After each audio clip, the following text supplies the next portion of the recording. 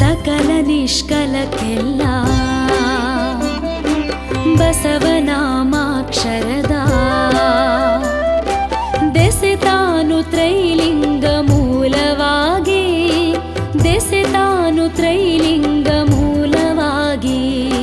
ಸಕಲ ನಿಷ್ಕಲಕ್ಕೆಲ್ಲ ಬಸವನಾಮಾಕ್ಷರದ ದೆಸೆ ತಾನು ತ್ರೈಲಿಂಗ ಮೂಲವಾಗಿ, ದೆಸೆ ತಾನು ತ್ರೈಲಿಂಗ ಮೂಲವಾಗಿ. ಬಸವನನು ಮಿಷಗಂದು ಗುರುವಾದ ಸಂಬಂಧ, ಬಸವನನು ಮಿಷಗಂದು ಗುರುವಾದ ಸಂಬಂಧ. ದೆಸೆಯನಗೆ ಆಯಿತೈ ಯೋಗಿನಾಥ, ದೆಸೆಯನಗೆ ಆಯಿತೈ ಯೋಗಿನಾಥ.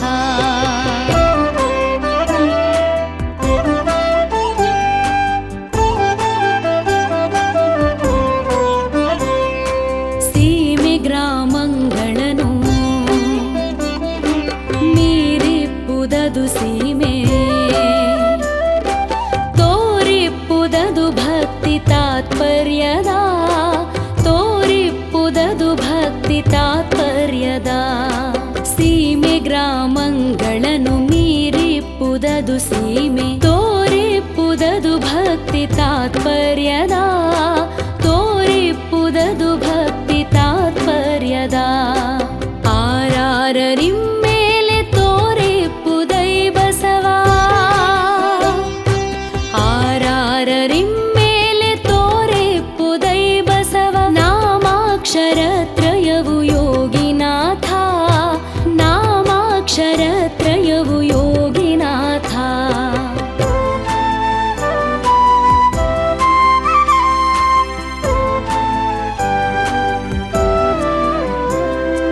ಬಸವಾಕ್ಷರತ್ರಯದಲ್ಲಿ ಮನವಿಟ್ಟು ನಾನೀಗ ಅಸುವಳಿದಾಕ್ಷಣ ನಿತ್ಯನಾದೆ, ಅಸುವಳಿದಾಕ್ಷಣ ನಿತ್ಯನಾದೆ. ಬಸವಾಕ್ಷರತ್ರಯದಲ್ಲಿ ಮನವಿಟ್ಟು ನಾನೀಗ ಅಸುವಳಿದಾಕ್ಷಣ ನಿತ್ಯನಾದೆ, ಅಸುವಳಿದಾಕ್ಷಣ ನಿತ್ಯನಾದೆ. ಬಸವ ನಿಜ ಯೋಗದಲ್ಲಿ ನಿತ್ಯ ಪದವನು ಕಂಡು, ಬಸವ ನಿಜ ಯೋಗದಲ್ಲಿ ನಿತ್ಯ ಪದವನು ಕಂಡು. ಬಸವ ನೀನಾನಾದೆ ಯೋಗಿನಾಥ, ಬಸವ ನೀನಾನಾದೆ ಯೋಗಿನಾಥ.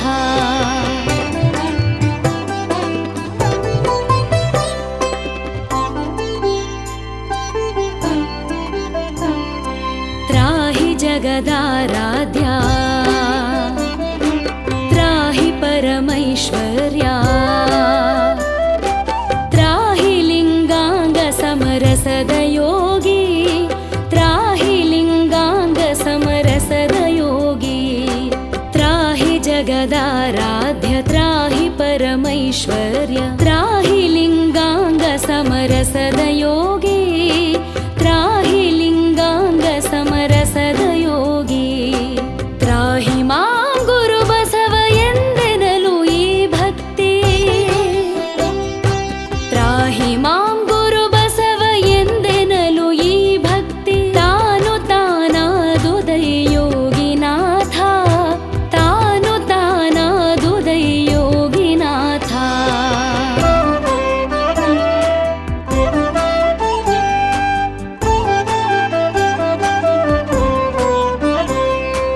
ತಪ್ಪದೇವೊಪ್ಪಿಪ್ಪ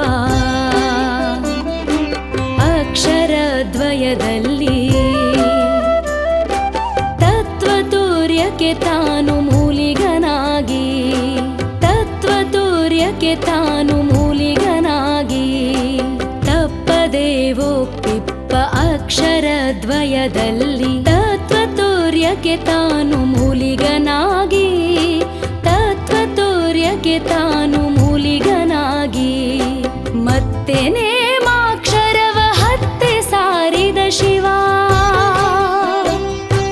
ಮತ್ತೆ ನೇಮಾಕ್ಷರವ ಹತ್ತೆ ಸಾರಿದ ಶಿವ. ಭಕ್ತಿ ಕಾರಣ ಬಸವ ಯೋಗಿನಾಥ, ಭಕ್ತಿ ಕಾರಣ ಬಸವ ಯೋಗಿನಾಥ.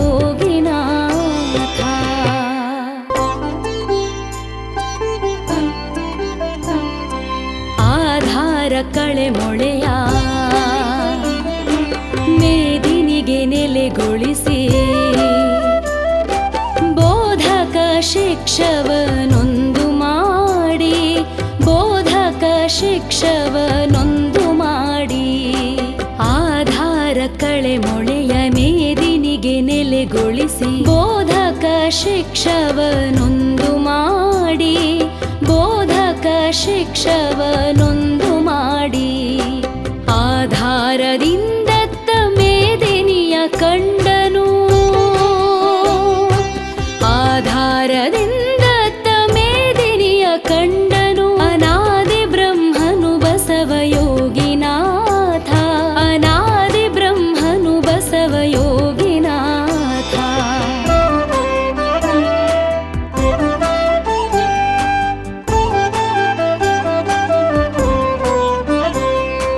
ಆರು ವ್ರತವು ತನಗೆ ನಿಹಿತವಾಗಿಯೇ ತೋರಿ ಮೀರಿಪ್ಪುದೈ ತತ್ವತನು ಗುಣಗಳ ಮೀರಿಪ್ಪುದೈ ತತ್ವತನು ಗುಣಗಳ ಆರು ವ್ರತವು ತನಗೆ ನಿಹಿತವಾಗಿಯೇ ತೋರಿ ಮೀರಿಪ್ಪುದೈ ತತ್ವತನು ಗುಣಗಳ ಮೀರಿಪ್ಪುದೈ ತತ್ವತನು ಗುಣಗಳ ಭಕ್ತಿ ಎಂಬ ತನುವು ತಥ್ಯವಾದಲ್ಲೀಗ ಭಕ್ತಿ ಎಂಬ ತನುವು ತಥ್ಯವಾದಲ್ಲೀಗ ಮತ್ತೆ ನಿಹಿತನು ಬಸವ ಯೋಗಿನಾಥ ಮತ್ತೆ ನಿಹಿತನು ಬಸವ ಯೋಗಿನಾಥ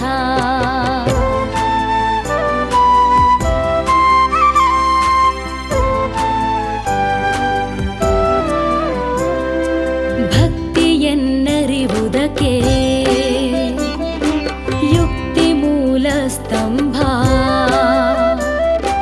ಯುಕ್ತಿ ಶಿವ ಭಕ್ತಿಯನ್ನರಿವುದಕ್ಕೆ ಯುಕ್ತಿ ಶಿವ ಭಕ್ತಿಯನ್ನರಿವುದಕ್ಕೆ ಭಕ್ತಿಯನ್ನರಿವುದಕ್ಕೆ ಯುಕ್ತಿ ಮೂಲ ಸ್ತಂಭ ಯುಕ್ತಿ ಶಿವ ಭಕ್ತಿಯನ್ನರಿವುದಕ್ಕೆ ಯುಕ್ತಿ ಶಿವ ಭಕ್ತಿಯನ್ನರಿವುದಕ್ಕೆ ಯುಕ್ತಿ ಭಕ್ತಿಗಳು ಭಯ ತಾನು ತನ್ನಲ್ಲಿ ಶಿವ ಯುಕ್ತಿ ಭಕ್ತಿಗಳು ಭಯ ತಾನು ತನ್ನಲ್ಲಿ ಶಿವ ಭಕ್ತಾತ್ಮಕ ಬಸವನೈ ಯೋಗಿನಾಥ ಭಕ್ತಾತ್ಮಕ ಬಸವನೈ ಯೋಗಿನಾಥ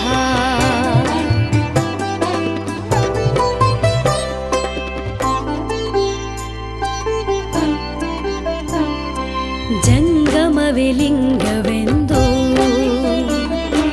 ಅರಿಯದ ಪಾಪಿಯ ಅಂಗಳವನು ಮೆಟ್ಟಲೊಲ್ಲೆ ಗುರುವೇ ಅಂಗಳವನು ಮೆಟ್ಟಲೊಲ್ಲೆ ಗುರುವೇ ಜಂಗಮವೇ ಲಿಂಗವೆಂದು ಅರಿಯದ ಪಾಪಿಯ ಅಂಗಳವನು ಮೆಟ್ಟಲೊಲ್ಲೆ ಗುರುವೇ ಅಂಗಳವನು ಮೆಟ್ಟಲೊಲ್ಲೆ ಗುರುವೇ ಸಂಗನಾ ಬಸವನ ಶ್ರೀಪಾದ ಕಮಲದೊಳು ಸಂಗನಾ ಬಸವನ ಶ್ರೀಪಾದ ಕಮಲದೊಳು ಭೃಂಗವಾಗಿರಿ ಸಯ್ಯ ಯೋಗಿನಾಥ ಭೃಂಗವಾಗಿರಿ ಸಯ್ಯ ಯೋಗಿನಾಥ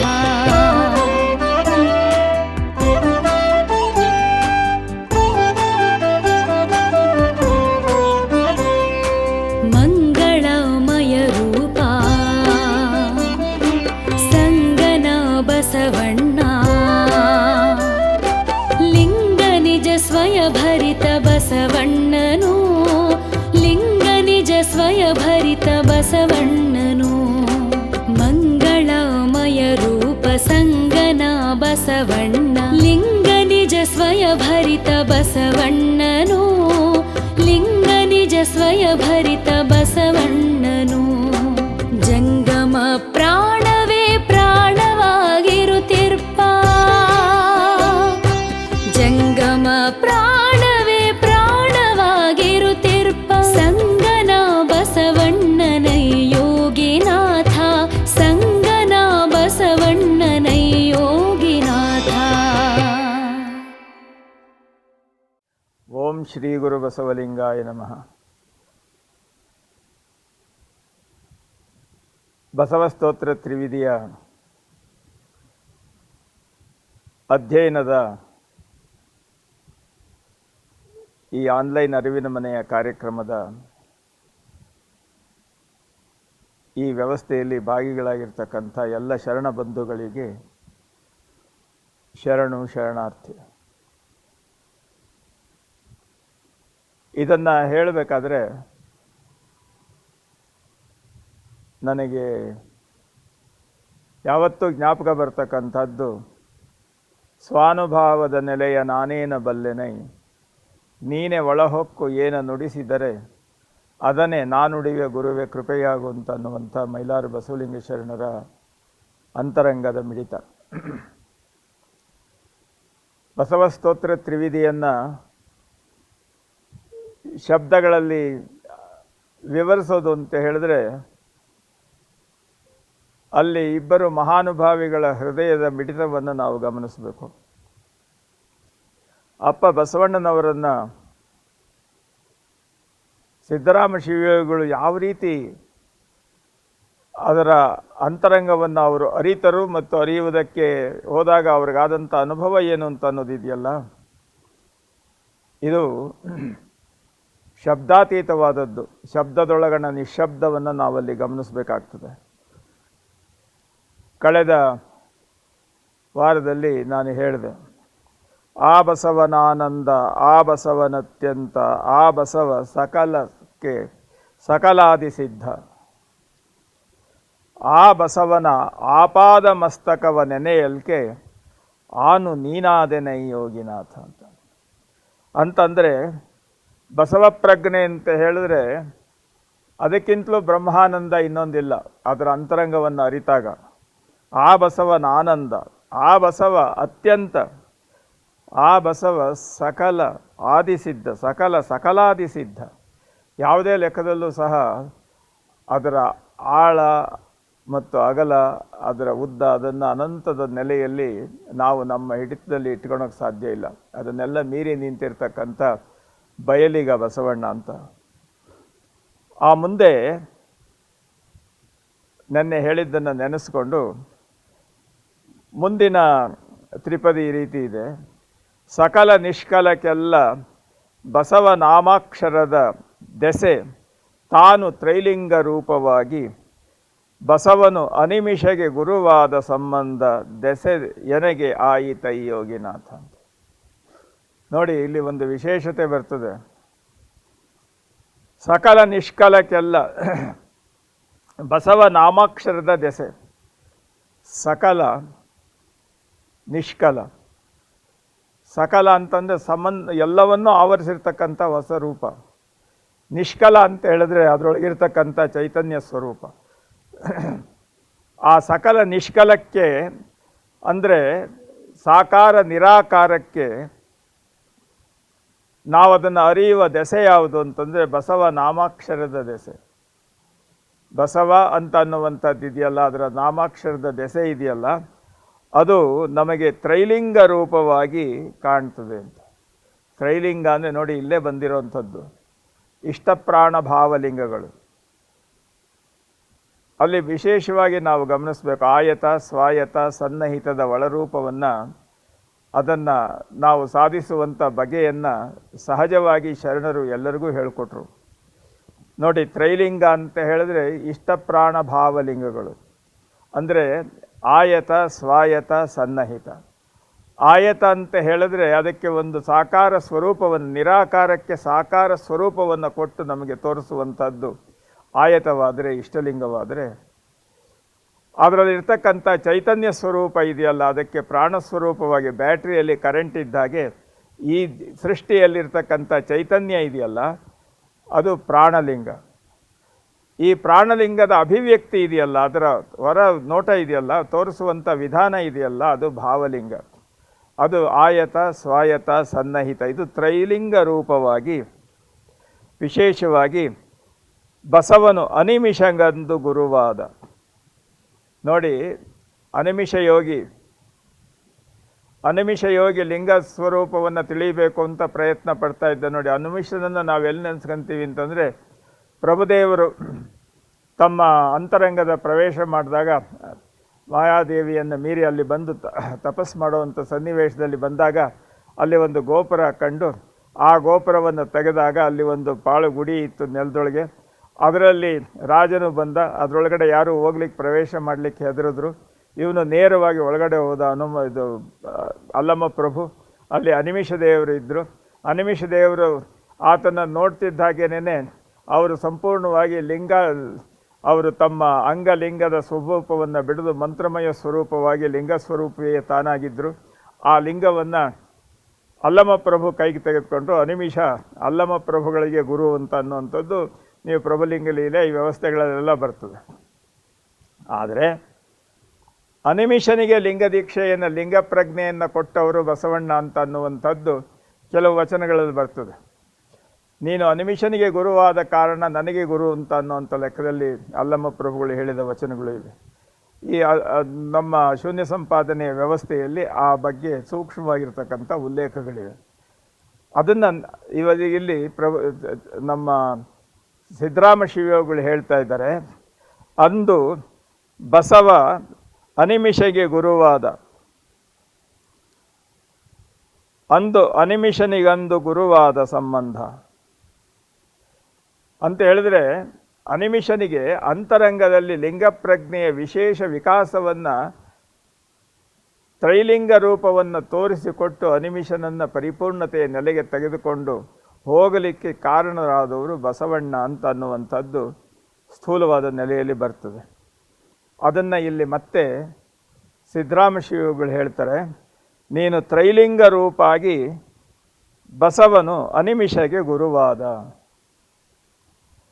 ಇಷ್ಟಪ್ರಾಣ ಭಾವಲಿಂಗಗಳ ಆಯತ ಸ್ವಾಯತ ಸನ್ನಿಹಿತದ ಅಂತರಂಗವನ್ನು ಪ್ರವೇಶ ಮಾಡಿ ಅನಿಮಿಷನಿಗೆ ಪರಿಪೂರ್ಣವಾಗಿ ಈ ಅಂಗಲಿಂಗಗಳ ಸಂಬಂಧವನ್ನು ಪರಿಪೂರ್ಣತೆಯಲ್ಲಿ ತೆಗೆದುಕೊಂಡು ಸರ್ವಾಂಗ ಲಿಂಗಮಯ ಶಿವಯೋಗಿಯಾದಂಥ ಒಂದು ವ್ಯವಸ್ಥೆಯನ್ನು ಅಲ್ಲಿ ಏನು ಕಾಣ್ತೇವೆ ಅದಕ್ಕೆ ಗುರುವಾಗಿ ಮಾರ್ಗದರ್ಶನ ಮಾಡಿದವನು ನೀನಾದ ಕಾರಣ ನಿನ್ನಿಂದ ನನಗೆ ಆ ರೀತಿಯಾಗಿರ್ತಕ್ಕಂಥ ಮಾರ್ಗದರ್ಶನ ಮತ್ತು ಪರಿಪೂರ್ಣತೆಯ ಹಾದಿ ನಿನ್ನ ಕಡೆಯಿಂದ ಬೇಕು, ಅದು ನಿನ್ನಿಂದ ನನಗಾಯಿತು ಅಂತ ಹೇಳಿ ಇಲ್ಲಿ ಹೇಳ್ತಾರೆ.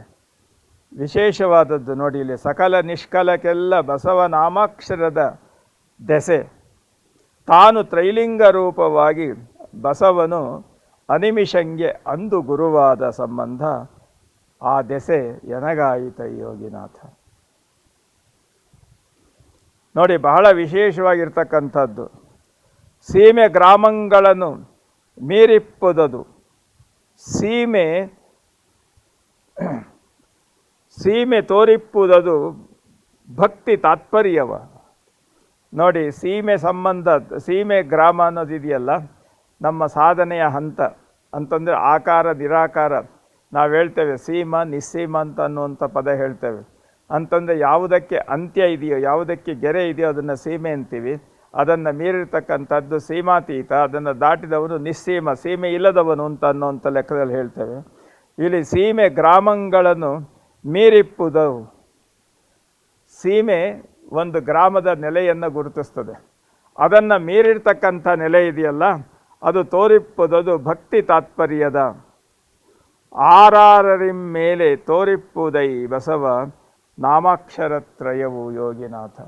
ಬಸವ ನಾಮಾಕ್ಷರ ಈ 6ರ ಅಂತರಂಗವನ್ನು ಮೀರಿ ನಿಂತಿರ್ತಕ್ಕಂಥದ್ದು. 6 ಅಂದ್ರೇನು?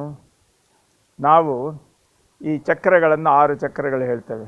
ಆಧಾರ ಚಕ್ರ, ಆಧಾರ, ಸ್ವಾಧಿಷ್ಠಾನ, ಮಣಿಪೂರಕ, ಅನಾಹತ, ವಿಶುದ್ಧಿ, ಆಜ್ಞಾ. ಇವು ನಮ್ಮ ಸಾಧನೆಯ ನೆಲೆಯಲ್ಲಿ ಬರ್ತಕ್ಕಂಥ 6 ಅಂಗಗಳು, 6 ಲಿಂಗಗಳು, 6 ಚಕ್ರಗಳು, ಇವೆಲ್ಲವೂ ಸಹ ಅದರೊಳಗೆ ಬರ್ತದೆ. 6 ಲಿಂಗಗಳಾರು, ಅಂಗಗಳಾರು, ಲಿಂಗಗಳಾರು, ಮುಖಕರ ಶಕ್ತಿ, ಭಕ್ತಿಗಳ 6 ದ್ರವ್ಯಗಳು ಅಂತ ಅನ್ನೋಂಥ ರೀತಿಯಿಂದ ಕವಿಗಳು ಅದನ್ನು ವಿಶೇಷವಾದ ರೀತಿಯಿಂದ ವಿಮರ್ಶೆ ಮಾಡಿರುವಂಥದ್ದು, ವಿಸ್ತಾರವಾಗಿ ಹೇಳಿರುವಂಥದ್ದು ಉಂಟು. ಅಂಥ ನೆಲೆಯಲ್ಲಿ ಈ 6ರ ನೆಲೆಯನ್ನು ಇಲ್ಲಿ ಹೇಳ್ತಾರೆ. ಸೀಮೆ ಗ್ರಾಮಗಳನ್ನು ಮೀರಿಪ್ಪುದು. ಸೀಮೆ, ಒಂದು ಗ್ರಾಮಕ್ಕೆ ಒಂದು ಸೀಮೆ ಇರ್ತದೆ. ಅದೇ ರೀತಿಯಲ್ಲಿ ಅಂಗಕ್ಕೆ ಒಂದು ನೆಲೆ ಇರ್ತದೆ. ಅದನ್ನು ಮೀರಿರ್ತಕ್ಕಂಥದ್ದು ಲಿಂಗ ಸ್ವರೂಪ. ಅಂಗಲಿಂಗ, ಇಲ್ಲಿ ಸೀಮೆ ಗ್ರಾಮಗಳನ್ನು ಕುರಿತು ಹೇಳುವಂಥ ನೆಲೆಯಲ್ಲಿ ಅಂಗಲಿಂಗಗಳನ್ನು ಕುರಿತು ಹೇಳುವಂಥದ್ದು. ಭಕ್ತಿ ತಾತ್ಪರ್ಯವ ಆರಾರರಿಮೇಲೆ ತೋರಿಪ್ಪುದೈ ಬಸವ ನಾಮಾಕ್ಷರತ್ರಯವು. ಇಲ್ಲಿ ಬಸವ ಅಂತನ್ನುವಂಥ ನಾಮಾಕ್ಷರಗಳಿದೆಯಲ್ಲ, ಇದು ಕೇವಲ ಒಂದು ವ್ಯಕ್ತಿಯ ಹೆಸರು ಅಂತ ಅನ್ನುವಂಥ ಲೆಕ್ಕ ಅಲ್ಲ. ಅದು ನಿಷ್ಕಲ, ನಿಶೂನ್ಯ, ನಿರಂಜನ ಲಿಂಗದ ಪರಿಪೂರ್ಣವಾಗಿರುವಂಥ ಒಂದು ಗುರುತಿಸುವಂತಹ ಮೂಲಾಕ್ಷರಗಳು. ನಾವು ಯಾವುದನ್ನು ನಾದ, ಬಿಂದು, ಕಳೆ ಅನ್ನೋದನ್ನು ಆ, ಉ, ಮ ಅಂತ ಗುರುತಿಸ್ತೇವೆ. ಅದೇ ರೀತಿಯಲ್ಲಿ ಚಿನ್ನಾದ, ಚಿದ್ಬಿಂದು, ಚಿತ್ಕಳೆಗಳನ್ನು ಬ, ಸ, ವ ಅಂತ ಹೇಳಿ ಅದಕ್ಕೆ ಒಂದು ನಮ್ಮ ಶಬ್ದದ ಆಕಾರವನ್ನು ನಾವು ಅದಕ್ಕೆ ಸೀಮಿತವಾಗಿ ಕೊಡ್ತೇವೆ.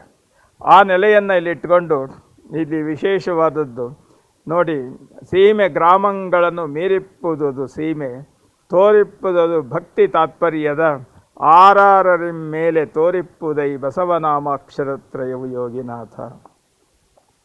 ಬಸವ ಅಂತ ಅನ್ನುವಂಥದ್ರಲ್ಲಿ ಎಷ್ಟು ವಿಶೇಷವಾದ ನೆಲೆ ಇದೆ ಅನ್ನೋದನ್ನು ವಚನಗಳಲ್ಲಿ ನಾವು ಗಮನಿಸ್ಬೋದು.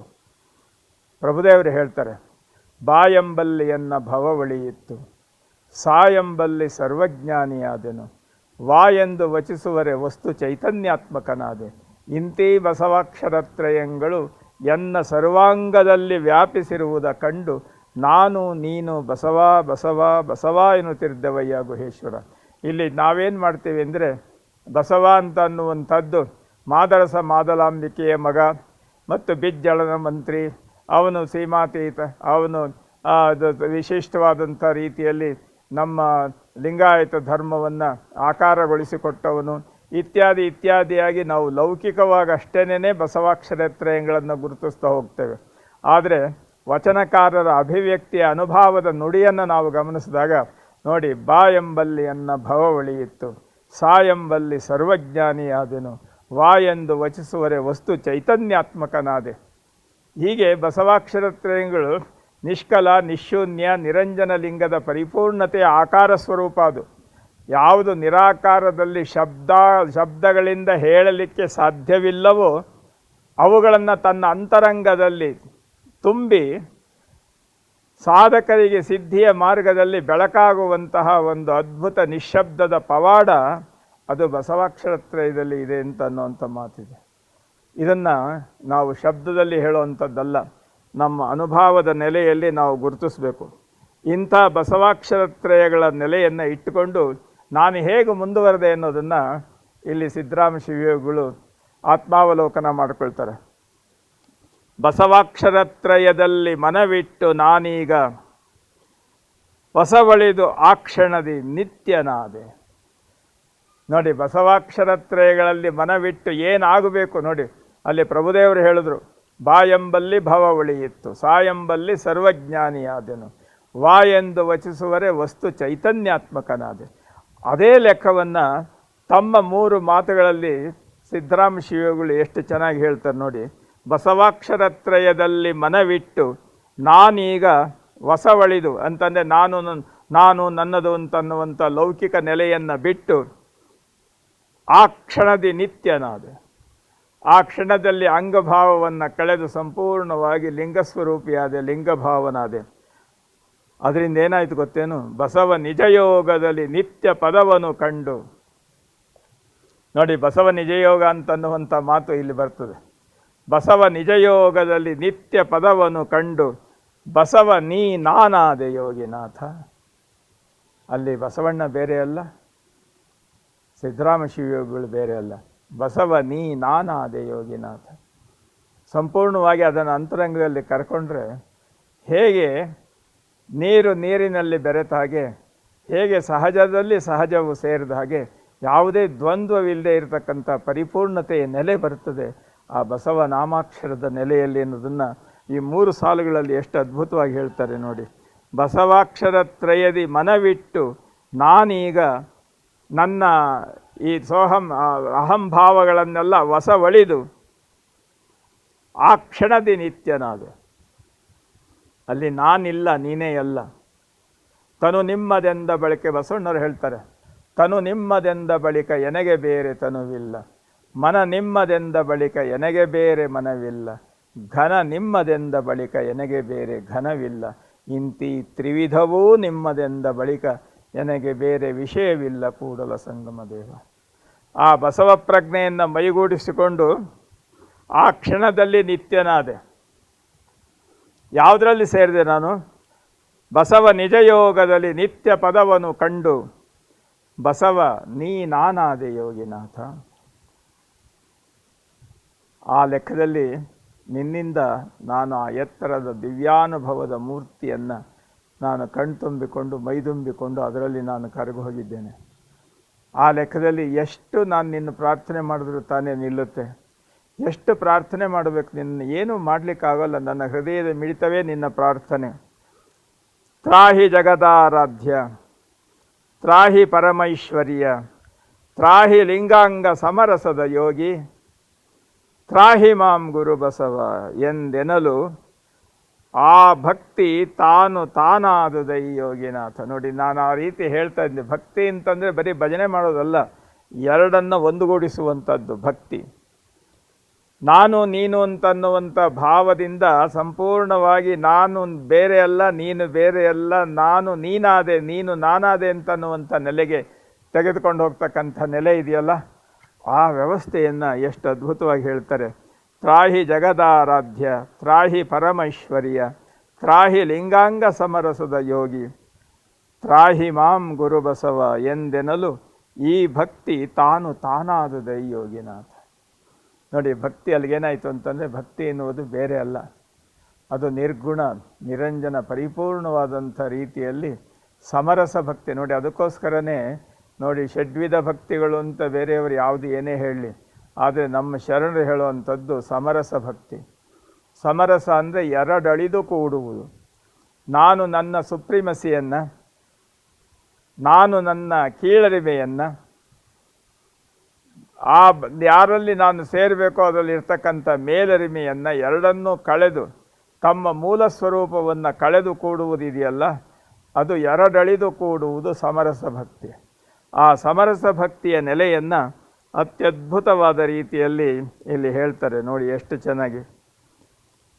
ತ್ರಾಹಿ ಜಗದಾರಾಧ್ಯ, ತ್ರಾಹಿ ಪರಮೈಶ್ವರ್ಯ, ತ್ರಾಹಿ ಲಿಂಗಾಂಗ ಸಮರಸದ ಯೋಗಿ, ತ್ರಾಹಿ ಮಾಂ ಗುರು ಬಸವ ಎಂದೆನಲು ಆ ಭಕ್ತಿ ತಾನು ತಾನಾದುದೈ ಯೋಗಿನಾಥ.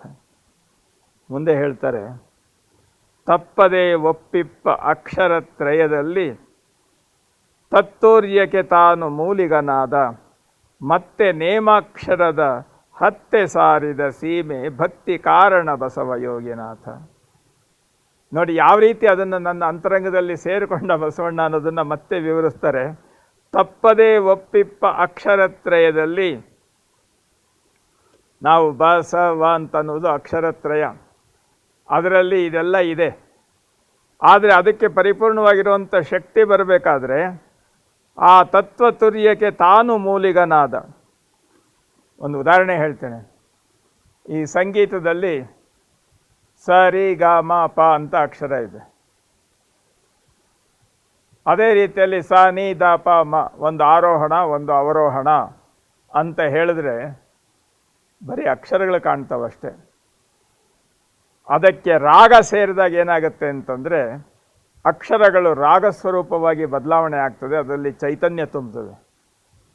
ಆ ಚೈತನ್ಯ ತುಂಬುವಂಥ ವ್ಯವಸ್ಥೆ ಇದೆಯಲ್ಲ, ಅದು ಸಂಗೀತ ಅನಿಸುತ್ತೆ. ಸಂಗೀತ ಚೈತನ್ಯ ತುಂಬುವಂಥ ನೆಲೆ ಇಲ್ಲ ಅಂದರೆ ಅದು ಕೇವಲ ಅಕ್ಷರ ಸ್ವರೂಪವಾಗಿ ಪುಸ್ತಕದಲ್ಲಿ ಕಾಣಿಸ್ಕೊಳ್ಳುತ್ತೆ ಅಲ್ವಾ?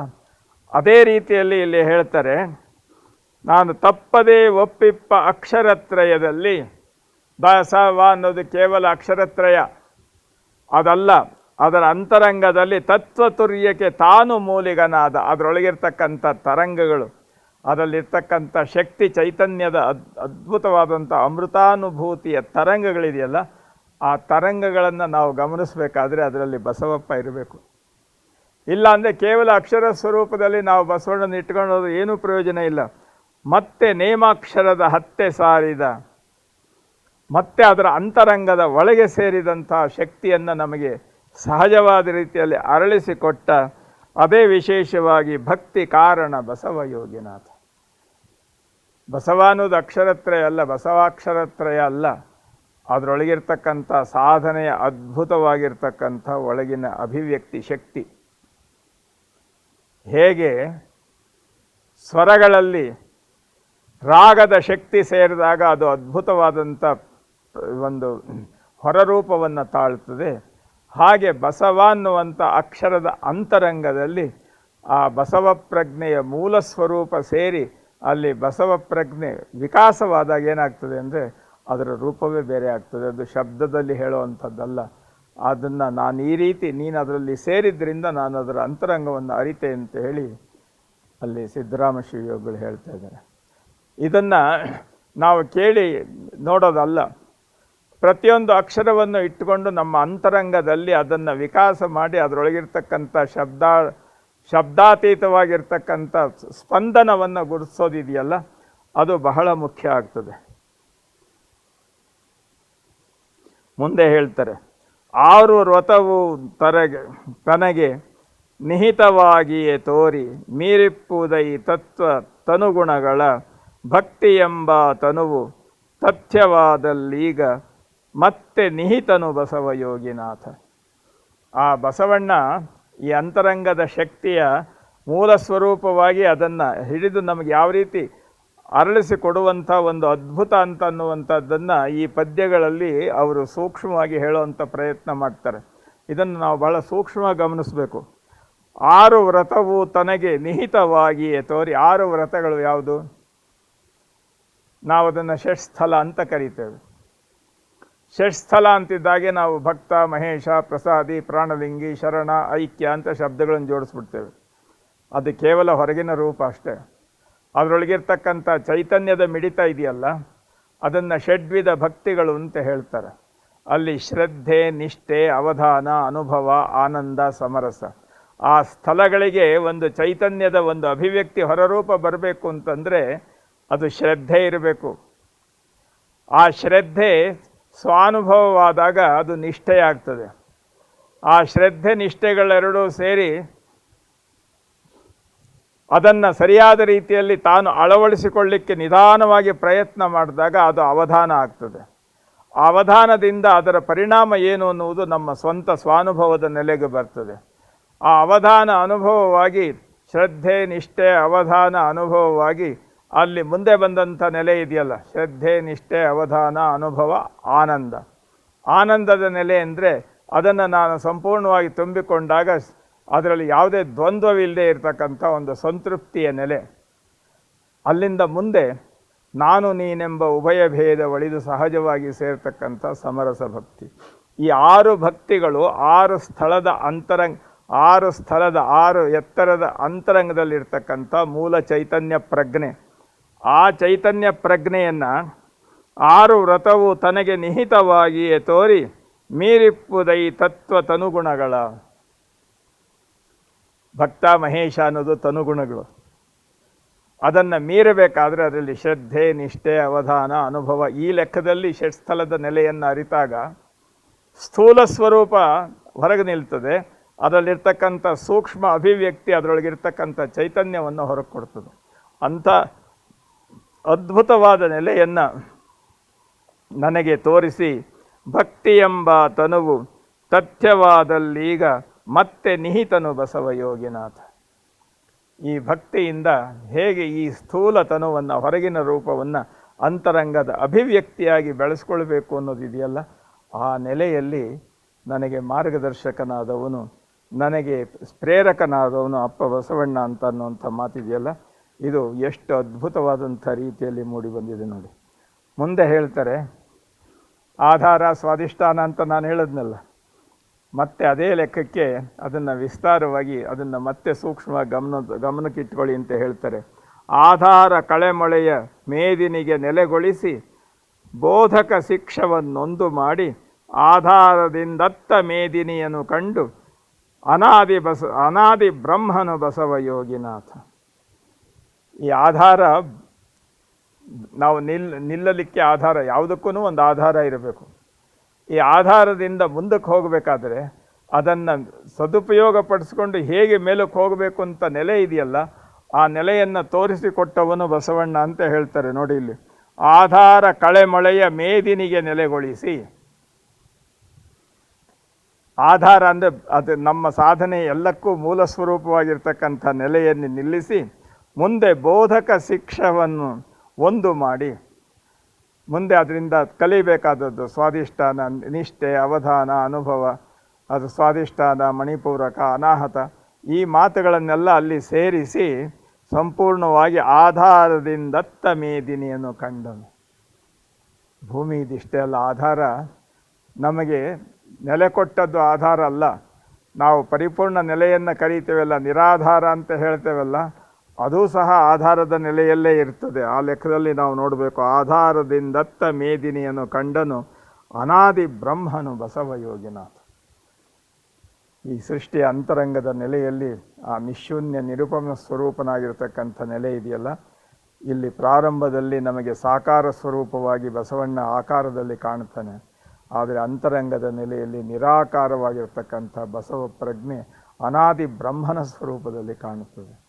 ನೋಡಿ, ಬಸವ ಅಂತ ಅನ್ನುವಂಥದ್ದು ನಾವು ಕೇವಲ ಲೌಕಿಕವಾದ ನೆಲೆಯಲ್ಲಿ ನೋಡ್ತಕ್ಕಂಥ ವಿಧಾನ ಅಲ್ಲ. ಅದರೊಳಗಿರ್ತಕ್ಕಂಥ ಅಂತಃಪ್ರಜ್ಞೆ ಮತ್ತು ಚೈತನ್ಯ ಇದೆಯಲ್ಲ, ಆ ಚೈತನ್ಯವನ್ನು ನಾವು ಗಮನಿಸಲಿಲ್ಲ ಅಂತ ಹೇಳಿದ್ರೆ ನಾವು ಬರೀ ಹೊರಗಡೆ ನೋಡ್ಕೊಂಡಿರ್ತೇವೆ ಅಷ್ಟೆ. ಅದಾಗಬೇಕಾದ್ರೆ ಏನು ಮಾಡಬೇಕು ಅಂತಂದರೆ, ತಾನು ತನ್ನ ತನವನ್ನು ಸಂಪೂರ್ಣವಾಗಿ ಇಲ್ಲವಾಗಿಸಿ ಆ ಪರಬ್ರಹ್ಮ ಸ್ವರೂಪದ ಬಸವ ಪ್ರಜ್ಞೆಯನ್ನು ನಾವು ಸಂಪೂರ್ಣವಾಗಿ ಆವರಿಸಿಕೊಳ್ಳಲಿಕ್ಕೆ, ಅದನ್ನು ನಮ್ಮಲ್ಲಿ ಆವೇಶ ಮಾಡಿಕೊಳ್ಳಿಕ್ಕೆ ನಮಗೆ ವಿಶಿಷ್ಟವಾದಂಥ ರೀತಿಯಲ್ಲಿ ಅದರ ಸಹಸ್ಪಂದನವನ್ನು ಜೋಡಿಸಿದಾಗ ಬಸವ ನೀ ನಾನಾದೆ ಯೋಗಿನಾಥ ಅನ್ನೋ ಮಾತಿದೆಯಲ್ಲ, ಆ ಮಾತಿಗೆ ಪ್ರಜ್ಞೆಗೆ ಎಷ್ಟು ಚೆನ್ನಾಗಿ ಸೇರುತ್ತೆ ನೋಡಿ.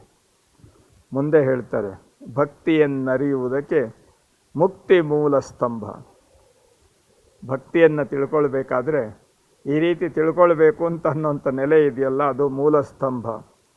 ಯುಕ್ತಿ ಶಿವಭಕ್ತಿಯನ್ನರಿಯುವುದಕ್ಕೆ, ಯುಕ್ತಿ ಭಕ್ತಿಗಳುಭಯ ತಾನು ತನ್ನಲ್ಲಿ ಶಿವಭಕ್ತ್ಯಾತ್ಮಕ ಬಸವನಯ್ಯೋಗಿನಾಥ. ನೋಡಿ ಎಷ್ಟು ಸ್ವಾರಸ್ಯ ಇದೆ ಇಲ್ಲಿ. ಶಿವ ನೋಡಿ ಎಷ್ಟು ಸರಳವಾದ ರೀತಿಯಲ್ಲಿ ಅದನ್ನು ಹೇಳ್ತಾರೆ. ಭಕ್ತಿಯನ್ನರಿಯುವುದಕ್ಕೆ ಯುಕ್ತಿ ಮೂಲ ಸ್ತಂಭ. ನಾವು ಕರೆಂಟ್, ಉದಾಹರಣೆ ಲೌಕಿಕವಾಗಿ ಎಲ್ಲರಿಗೂ ತಿಳುವಳಿಕೆಗೋಸ್ಕರ ಹೇಳ್ತೀನಿ. ಕರೆಂಟನ್ನು ತಿಳಿಯಬೇಕಾದ್ರೆ ಆ ಕರೆಂಟನ್ನು ಅಂತರಂಗದಲ್ಲಿ ಗರ್ಭೀಕರಿಸಿಕೊಂಡಿರ್ತಕ್ಕಂಥ ಬ್ಯಾಟ್ರಿ ಸೆಲ್ ಇದೆಯಲ್ಲ, ಅದು ಮೂಲ ಸ್ತಂಭ. ಬ್ಯಾಟ್ರಿ ಸೆಲ್ ಇಲ್ಲದೆ ಇದ್ದರೆ ಕರೆಂಟನ್ನು ಹಿಡಿದು ತರೋಕ್ಕಾಗಲ್ಲ ನೀವು. ಕರೆಂಟ್ ಇಲ್ಲದೆ ಇದ್ದರೆ ಬ್ಯಾಟ್ರಿ ಸೆಲ್ಲು ಸುಮ್ಮನೆ ಒಂದು ವಸ್ತು ಅಷ್ಟೇ, ಏನೂ ಇಲ್ಲ. ಭಕ್ತಿ ಶಕ್ತಿಗಳ ನೆಲೆಯನ್ನು ಎಷ್ಟು ಸುಲಭವಾದಂಥ ರೀತಿಯಲ್ಲಿ ಹೇಳ್ತಾರೆ ನೋಡಿ. ಭಕ್ತಿಯನ್ನರಿಯುವುದಕ್ಕೆ, ಆ ಅಂತರಂಗದಲ್ಲಿರ್ತಕ್ಕಂಥ ಭಕ್ತಿ ಎನ್ನುವ ಚೈತನ್ಯವನ್ನು ತಿಳಿಯಬೇಕಾದ್ರೆ ಯುಕ್ತಿ ಮೂಲ ಸ್ತಂಭ. ನಾವು ಭಕ್ತ, ಮಹೇಶ, ಪ್ರಸಾದಿ, ಪ್ರಾಣಲಿಂಗಿ ಅಂತ ಹೇಳ್ತೇವಲ್ಲ, ಇದು ಹೊರಗಿನ ಸ್ವರೂಪದಲ್ಲಿ ಅದರ ಅಂತರಂಗದಲ್ಲಿರ್ತಕ್ಕಂಥ ಚೈತನ್ಯವನ್ನು ಗುರುತಿಸುವಂತಹ, ಸೂಚಿಸುವಂತಹ ಒಂದು ಗೈಡ್ ಅಷ್ಟೇ, ಒಂದು ಮಾರ್ಗದರ್ಶಿ ಅಷ್ಟೇ. ಆದರೆ ಯುಕ್ತಿ ಶಿವಭಕ್ತಿಯನ್ನರಿಯುವುದಕ್ಕೆ ನೋಡಿ, ಭಕ್ತಿಯನ್ನರಿಯುವುದಕ್ಕೆ ಯುಕ್ತಿ ಮೂಲ ಸ್ತಂಭ. ಯುಕ್ತಿ ಶಿವಭಕ್ತಿಯನ್ನರಿಯುವುದಕ್ಕೆ ನೋಡಿ, ಬ್ಯಾಟ್ರಿ ಒಳಗಿರುವಂಥ ಕರೆಂಟ್ ಅಷ್ಟೇ ಅಲ್ಲ, ಆ ಕರೆಂಟಿನ ಅಭಿವ್ಯಕ್ತಿ ಯಾವ ರೀತಿ ಬರುತ್ತೆ? ಬೆಳಕಾಗಿ ಬರ್ತದೆ. ಅದು ಬೆಳಕು ಬರಬೇಕಾದ್ರೆ ಕರೆಂಟ್ ಇರಬೇಕು.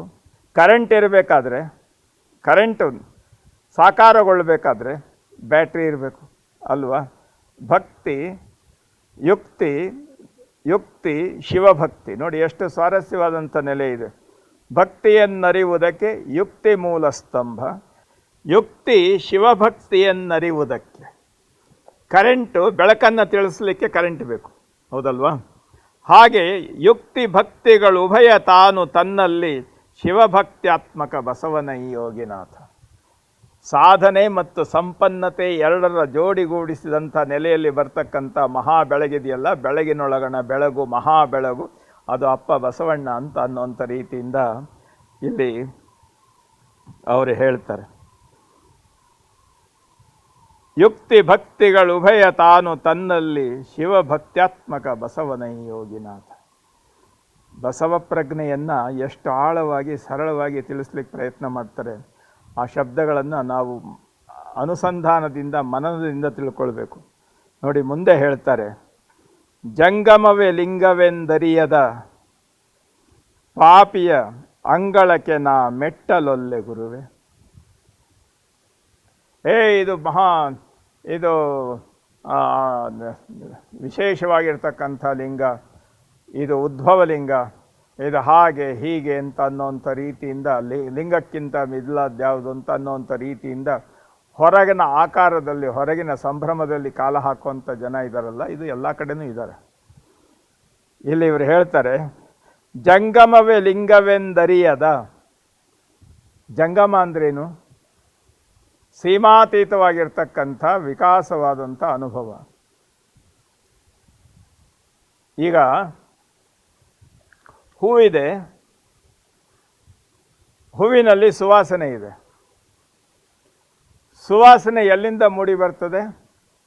ಹೂವಿನಿಂದ. ಆದರೆ ಸುವಾಸನೆ ಅಲ್ಲೇ ಇರ್ತದ? ಇಡೀ ವಾತಾವರಣವನ್ನೇ ಆವರಿಸಿಬಿಡುತ್ತೆ. ನೋಡಿ, ಇಲ್ಲಿ ವಿಶೇಷವಾಗಿರ್ತಕ್ಕಂಥದ್ದು ಲಿಂಗ ಅಂತಂದರೆ ಒಂದು ಹೂವು, ಜಂಗಮ ಅಂದರೆ ಅದರೊಳಗಿರ್ತಕ್ಕಂಥ ಚೈತನ್ಯ ಸುಗಂಧ. ಇವೆರಡರಲ್ಲಿ ಯಾವ ಭೇದ ಇದೆ? ಯಾವುದೂ ಇಲ್ಲ.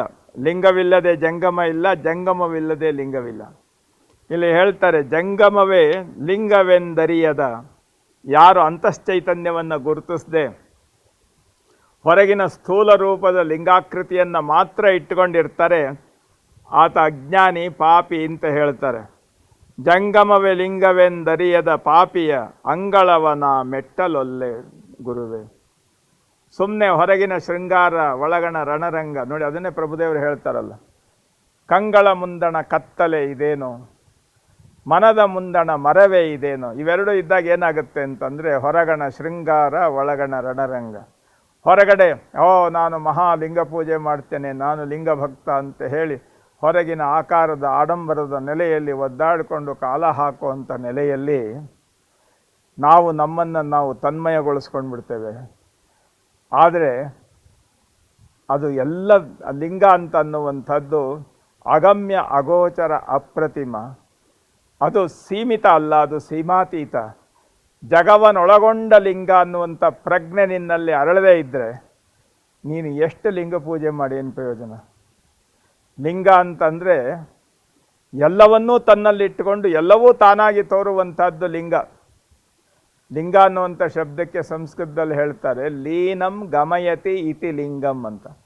ಅಂದರೆ ಸಾಕಾರವೆಲ್ಲವನ್ನೂ ಒಳಗೊಂಡಿರ್ತಕ್ಕಂಥ ನಿರಾಕಾರ ಸ್ವರೂಪ ಇದೆಯಲ್ಲ, ಸಾಕಾರ ನಿರಾಕಾರಗಳೆರಡರ ಅದ್ಭುತವಾಗಿರ್ತಕ್ಕಂಥ ಸಮರಸ ಇದೆಯಲ್ಲ, ಅದು ಲಿಂಗ ಅಂತ ಹೇಳ್ತಾರೆ. ಅಂದರೆ ಅದನ್ನೇ ನೋಡಿ, ನಿರಾಳ ಗುರುಸ್ತೋತ್ರದಲ್ಲಿ ಹೇಳ್ತಾರೆ, ಎಲ್ಲಿ ನೋಡಿದಡಲ್ಲಿ ಲಿಂಗವು, ಎಲ್ಲಿ ಮುಟ್ಟಿದಡಲ್ಲಿ ಲಿಂಗವು, ಎಲ್ಲಿ ಮನಕಾನಂದ ತೋರಿದಡಲ್ಲಿ ಘನಲಿಂಗ, ಎಲ್ಲಿ ಭಾವಿಸಲಲ್ಲಿ ಲಿಂಗವು, ಎಲ್ಲ ಲಿಂಗದ ರೂಪೆನುತ ತೆರೆಹಿಲ್ಲದೆ ಎನ್ನೊಳು ಸಮರಸವ ತೋರಿದ ಗುರುವೇ ಶರಣಾರ್ಥಿ. ಆ ತೆರೆಹಿಲ್ಲದ ಒಂದು ಸಮರಸ ಇದೆಯಲ್ಲ, ಅದನ್ನು ಇವರು ಹೇಳ್ತಾರೆ. ಅಂಥ ಸ್ವಭಾವ ಇಲ್ಲದೆ ಇದ್ದವ್ರ ಮನೆಗೆ ನಾನು ಹೋಗೋದಿಲ್ಲ ಅಂತಾರೆ, ಅವರ ಅಂಗಳಕ್ಕೆ ಹೋಗೋದಿಲ್ಲ ಅಂತಾನೆ. ಆದರೆ ಅಪ್ಪ ಬಸವಣ್ಣ ಅಂಥ ನೆಲೆಯನ್ನು ಜಗತ್ತಿಗೆ ಮಾಡಿ ತೋರಿಸಿದವನು. ಸಂಗನ ಬಸವನ ಶ್ರೀಪಾದ ಕಮಲದೊಳು ನನ್ನನ್ನು ಭೃಂಗನಾಗಿರಿಸಯ್ಯ ಯೋಗಿನಾಥ. ಅಂಥ ಅದ್ಭುತವಾದ ಸತ್ವವನ್ನು ಸಹಜವಾದ ರೀತಿಯಲ್ಲಿ ಜಗತ್ತಿಗೆ ಪರಿಚಯಿಸಿದಂಥ ಅಪ್ಪ ಬಸವಣ್ಣನೆಂಬ ಕಮಲದಲ್ಲಿ ನಾನು ಒಂದು ದುಂಬಿಯಾಗಿ ನಾನು ಆ ಪಾದದಲ್ಲಿ ಅದನ್ನು ಎಲ್ಲವನ್ನೂ ನಾನು ತಿಳ್ಕೊಳ್ತೇನೆ ಅಂತಾರೆ. ಹೌದು, ಮಂಗಳಮಯ ರೂಪ ಸಂಗನ ಬಸವಣ್ಣ. ಬಸವಣ್ಣನ ಬಗ್ಗೆ ಎಷ್ಟು ರೀತಿಯಲ್ಲಿ ಹೇಳಿದ್ರೂ ಅವ್ರಿಗೆ ಸಮಾಧಾನ ಆಗಲ್ಲ. ನೋಡಿ, ಇಲ್ಲಿ ಎಷ್ಟು ಚೆನ್ನಾಗಿ ಹೇಳ್ತಾರೆ, ಮಂಗಳಮಯ ರೂಪ ಸಂಗನ ಬಸವಣ್ಣ, ಲಿಂಗ ನಿಜಸ್ವಯ ಭರಿತ ಬಸವಣ್ಣನ. ಬಸವಣ್ಣನ ಬಗ್ಗೆ ನೋಡಿ, ಜಂಗಮ ಪ್ರಾಣದ ಪ್ರಾಣವಾಗಿರುತ್ತಿದ್ದ ಸಂಗನ ಬಸವಣ್ಣನ ಯೋಗಿನಾಥ. ನೋಡಿ ಎಷ್ಟು ಸ್ವಾರಸ್ಯವಾದ ಮಾತು. ಬಸವಣ್ಣನ ಲೆಕ್ಕಾಚಾರದ ಈ ಪದ್ಯದಲ್ಲಿ ಎಷ್ಟು ಸರಳವಾಗಿ ಎಷ್ಟು ಆಳವಾಗಿ ಹೇಳ್ತಾರೆ ನೋಡಿ. ಮಂಗಳಮಯ ರೂಪ ಸಂಗನ ಬಸವಣ್ಣ, ಲಿಂಗ ನಿಜ ಸ್ವಯಭರಿತ ಬಸವಪ್ರಭು. ಬಸವಣ್ಣ ಲಿಂಗ ನಿಜ ಸ್ವಯಭರಿತ. ಲಿಂಗ ಸ್ವಯಭರಿತ, ಹೊರಗೆ ಒಳಗೆ ಅಂತ ಅನ್ನೋಂಥ ವ್ಯವಸ್ಥೆ ಇಲ್ಲ. ಸಹಜವಾಗಿ ಒಳ ಹೊರಗೊಂದಾಗಿರ್ತಕ್ಕಂಥ ಅದ್ಭುತವಾದ ಬಸವಣ್ಣನನ್ನು ಸರಳವಾಗಿ ಹೇಳುವಂಥ ಮಾತು ನೋಡಿ ಇದು. ಲಿಂಗ ನಿಜ ಸ್ವಯಭರಿತ ಬಸವಣ್ಣನು ಜಂಗಮ ಪ್ರಾಣದಿ ಪ್ರಾಣವಾಗಿರುತ್ತಿರ್ಪ. ಈ ಜಗತ್ತಿರ್ತಕ್ಕಂಥ ಈ ಜಗತ್ತು ಅನ್ನೋದು ಜಂಗಮ ಸ್ವರೂಪ ಚೈತನ್ಯ, ಜಗಚ್ಚೈತನ್ಯ. ಆ ಚೈತನ್ಯಕ್ಕೆ ಚೈತನ್ಯವಾಗಿರ್ತಕ್ಕಂಥವನು ಅಪ್ಪ ಬಸವಣ್ಣ. ಸಂಗನ ಬಸವಣ್ಣನೈ ಯೋಗಿನಾಥ. ಬಸವ ಪ್ರಜ್ಞೆಯನ್ನು ಕುರಿತು ಇಷ್ಟು ಆಳವಾಗಿ ಅಂತರಂಗದ ನೆಲೆಯಲ್ಲಿ ಸಹಜವಾಗಿ ಸಂಪೂರ್ಣವಾಗಿ ಹೇಳುವಂಥ ವಿಧಾನ ಇದೆಯಲ್ಲ, ಇದು ಎಷ್ಟು ಬರೀ ನಾವು ಶಬ್ದಾಡಂಬರದಲ್ಲಿ ಪುಸ್ತಕ ಓದೋದಲ್ಲ, ಅದರ ಒಂದೊಂದು ಅಕ್ಷರವನ್ನು ಸಹ ನಮ್ಮಲ್ಲಿ ಅರಗಿಸ್ಕೊಳ್ಳುವಂಥ ನೆಲೆ ಇದೆಯಲ್ಲ, ಅದು ಬಹಳ ಮುಖ್ಯ. ಅದರ ಬಗ್ಗೆ ಮುಂದೆ ಏನು ಹೇಳ್ತಾರೆ ಬಸವಣ್ಣವರು? ಮಂಗಳಮಯ ರೂಪ ಸಂಗನುತ ಬಸವಣ್ಣ ಅಂತ ಹೇಳ್ತಾರಲ್ಲ, ಏನು ಮಂಗಳಮಯ ಸ್ವರೂಪ ಅಂತ ಅನ್ನೋವಂಥದ್ದನ್ನು ಮುಂದಿನ ವಾರ ನೋಡೋಣ.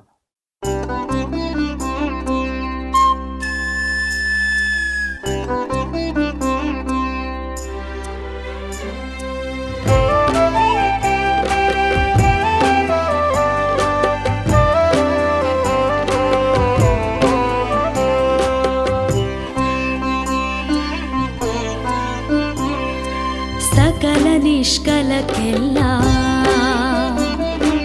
ಬಸವನಾಮಾಕ್ಷರದ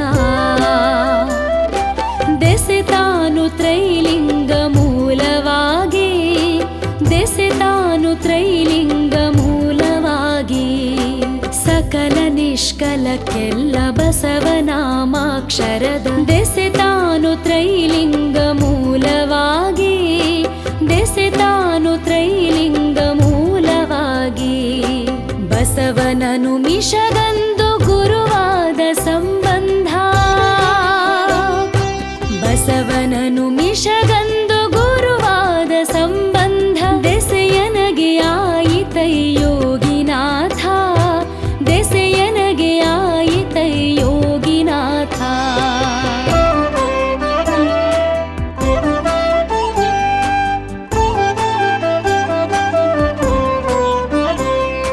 ಸೀಮೆ ಗ್ರಾಮಗಳನ್ನು ಮೀರಿಪ್ಪುದದು ಸೀಮೆ, ತೋರಿಪ್ಪುದದು ಭಕ್ತಿ ತಾತ್ಪರ್ಯದ, ತೋರಿಪ್ಪುದದು ಭಕ್ತಿ ತಾತ್ಪರ್ಯದ.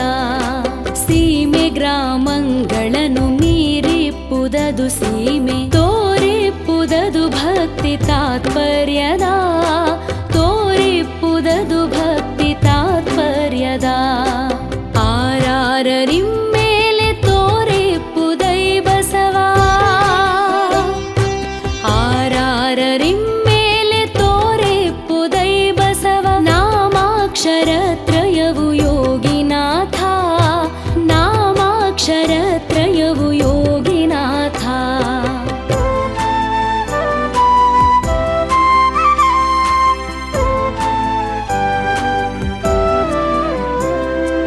ಬಸವಾಕ್ಷರತ್ರಯದಲ್ಲಿ ಮನವಿಟ್ಟು ನಾನೀಗ ಅಸುವಳಿದಾಕ್ಷಣ ನಿತ್ಯನಾದೆ, ಅಸುವಳಿದಾಕ್ಷಣ ನಿತ್ಯನಾದೆ. ಬಸವಾಕ್ಷರತ್ರಯದಲ್ಲಿ ಮನವಿಟ್ಟು ನಾನೀಗ ಅಸುವಳಿದಾಕ್ಷಣ ನಿತ್ಯನಾದೆ, ಅಸುವಳಿದಾಕ್ಷಣ ನಿತ್ಯನಾದೆ. ಬಸವ ನಿಜ ಯೋಗದಲ್ಲಿ ನಿತ್ಯ ಪದವನು ಕಂಡು, ಬಸವ ನಿಜ ಯೋಗದಲ್ಲಿ ನಿತ್ಯ ಪದವನು ಕಂಡು. ಬಸವನಿ ನಾನಾದೆ ಯೋಗಿನಾಥ, ಬಸವನಿ ನಾನಾದೆ ಯೋಗಿನಾಥ.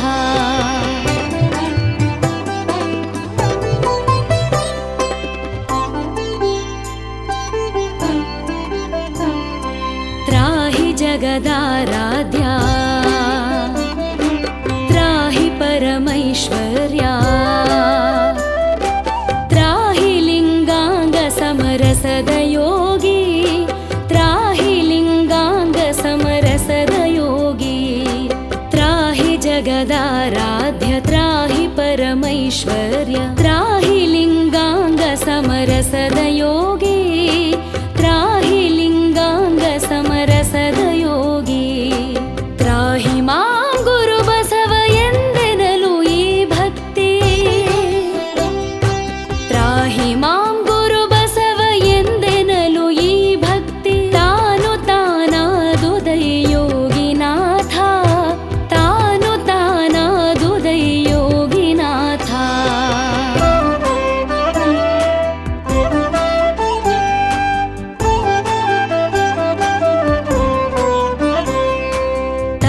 ತಪ್ಪದೇವೊಪ್ಪಿಪ್ಪ ಅಕ್ಷರದ್ವಯದಲ್ಲಿ ತತ್ವತೂರ್ಯಕ್ಕೆ ತಾನು ಮೂಲಿಗನಾಗಿ ತತ್ವತೂರ್ಯಕ್ಕೆ ತಾನು ಮೂಲಿಗನಾಗಿ ತಪ್ಪದೇವೊಪ್ಪಿಪ್ಪ ಅಕ್ಷರದ್ವಯದಲ್ಲಿ ತತ್ವತೂರ್ಯಕ್ಕೆ ತಾನು ಮೂಲಿಗನಾಗಿ ತತ್ವತೂರ್ಯಕ್ಕೆ ತಾನು ಮೂಲಿಗನಾಗಿ ಮತ್ತೆ ನೇಮಾಕ್ಷರವ ಹತ್ತೆ ಸಾರಿದ ಶಿವ ಮತ್ತೆ ನೇಮಾಕ್ಷರವ ಹತ್ತೆ ಸಾರಿದ ಶಿವ ಭಕ್ತಿ ಕಾರಣ ಬಸವ ಯೋಗಿನಾಥ ಭಕ್ತಿ ಕಾರಣ ಬಸವ ಯೋಗಿನಾಥ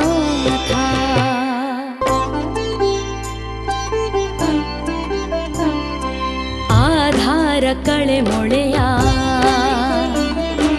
ಮೇದಿನಿಗೆ ನೆಲೆಗೊಳಿಸಿ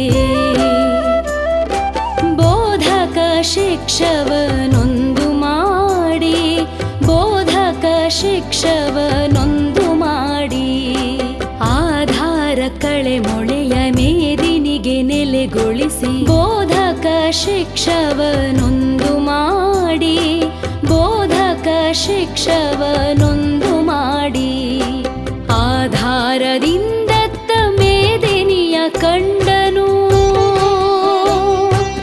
ಆಧಾರದಿಂದತ್ತ ಮೇದಿನಿಯ ಕಂಡನು ಅನಾದಿ ಬ್ರಹ್ಮನು ಬಸವ ಯೋಗಿನಾಥ ಅನಾದಿ ಬ್ರಹ್ಮನು ಬಸವ ಯೋಗಿನಾಥ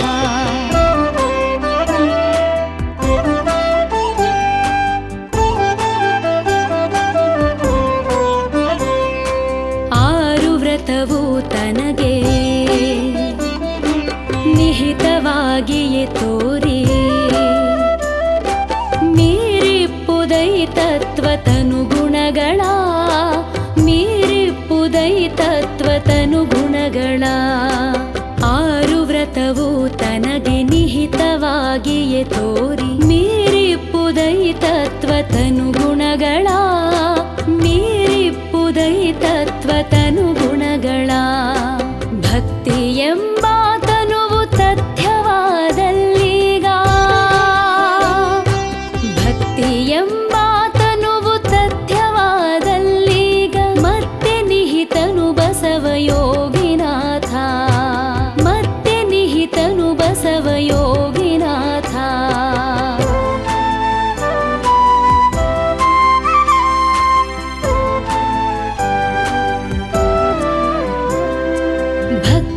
ಭಕ್ತಿಯನ್ನರಿವುದಕ್ಕೆ ಯುಕ್ತಿ ಮೂಲ ಸ್ತಂಭ ಯುಕ್ತಿ ಶಿವ ಭಕ್ತಿಯನ್ನರಿವುದಕ್ಕೆ ಯುಕ್ತಿ ಶಿವ ಭಕ್ತಿಯನ್ನರಿವುದಕ್ಕೆ ಭಕ್ತಿಯನ್ನರಿವುದಕ್ಕೆ ಯುಕ್ತಿ ಮೂಲ ಸ್ತಂಭ ಯುಕ್ತಿ ಶಿವ ಭಕ್ತಿಯನ್ನರಿವುದಕ್ಕೆ ಯುಕ್ತಿ ಶಿವ ಭಕ್ತಿಯನ್ನರಿವುದಕ್ಕೆ ಯುಕ್ತಿ ಭಕ್ತಿಗಳು ಭಯ ತಾನು ತನ್ನಲ್ಲಿ ಶಿವ ಯುಕ್ತಿ ಭಕ್ತಿಗಳು ಭಯ ತಾನು ತನ್ನಲ್ಲಿ ಶಿವ ಭಕ್ತಾತ್ಮಕ ಬಸವನೈ ಯೋಗಿನಾಥ ಭಕ್ತಾತ್ಮಕ ಬಸವನೈ ಯೋಗಿನಾಥ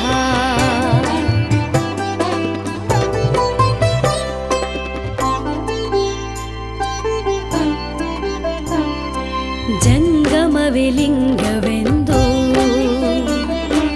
ಅರಿಯದ ಪಾಪಿಯ ಅಂಗಳವನು ಮೆಟ್ಟಲೊಲ್ಲೆ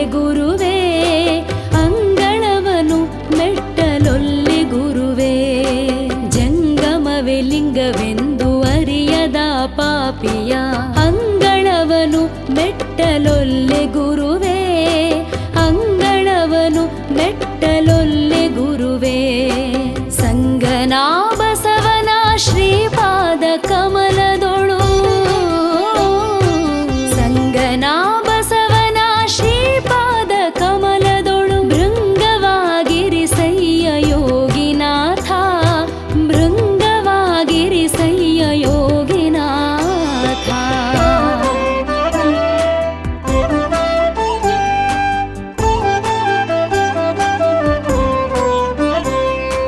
ಮಂಗಳಮಯ ರೂಪ ಸಂಗನ ಬಸವಣ್ಣ, ಲಿಂಗ ನಿಜ ಸ್ವಯಭರಿತ ಬಸವಣ್ಣನು, ಲಿಂಗ ನಿಜ ಸ್ವಯಭರಿತ ಬಸವಣ್ಣನು. ಮಂಗಳಮಯ ರೂಪ ಸಂಗನ ಬಸವಣ್ಣ, ಲಿಂಗ ನಿಜ ಸ್ವಯಭರಿತ ಬಸವಣ್ಣನು, ಲಿಂಗ ನಿಜ ಸ್ವಯಭರಿತ ಬಸವಣ್ಣನು. ಜಂಗಮ ಪ್ರಾಣವೇ ಪ್ರಾಣವಾಗಿರುತ್ತಿರ್ಪ,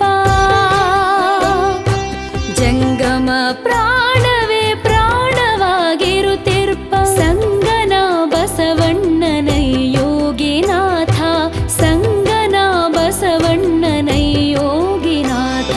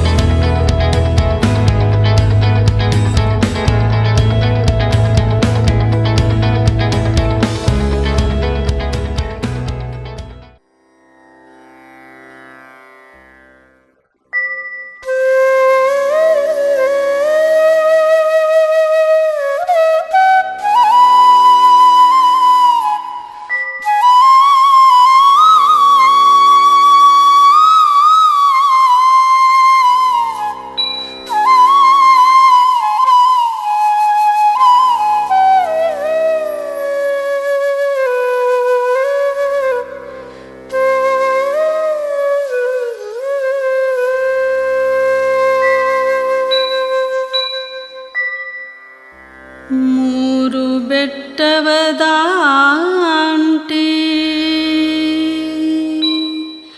ಮುಕ್ತಿರಾಜವ ಕೂಡಿ ತೋರುವ ಶಿಖಿ ಕರ್ಪೂರ ಯೋಗದಂತೆ ಬಯಲನೆ ಬೆರೆಸಿ ಬಯಲಾದ ಬಸವನ ನಿರವಯಲ ಪದವಿನಗೆ ಯೋಗಿನಾಥ.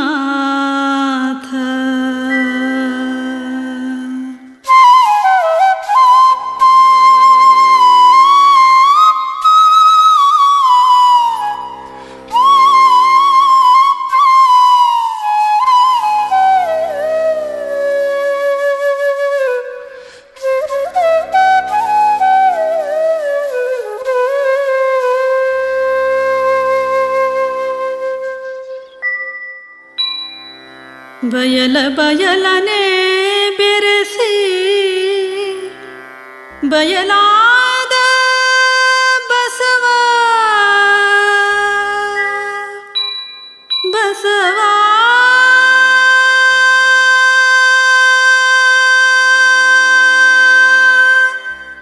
ಬಸವ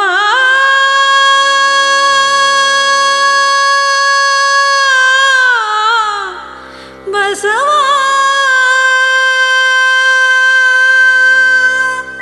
ಬಸವ